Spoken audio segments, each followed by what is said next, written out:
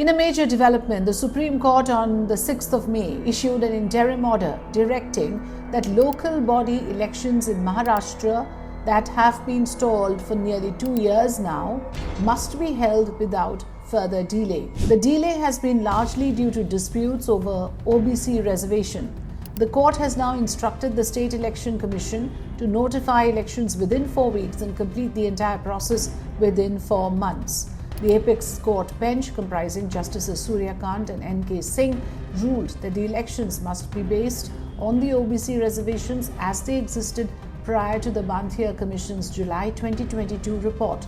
The court clarified that this interim direction would be subject to the final outcome of petitions challenging the Banthia Commission's validity, and the order should not prejudice any party's arguments. The bench stressed that the constitutional mandate of grassroots democracy must be quote-unquote respected and ensured.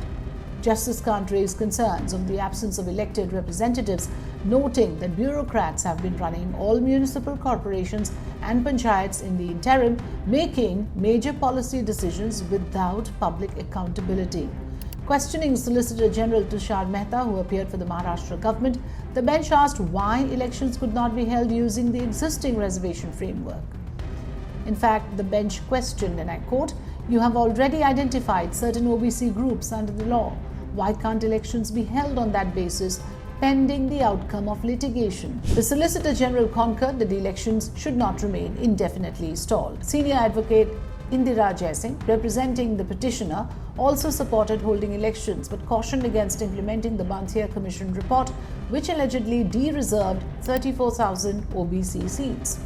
She stressed that democratic bodies across all levels, from Gram Panchayats to Jilla Parishads, are being run by unelected officials violating democratic norms.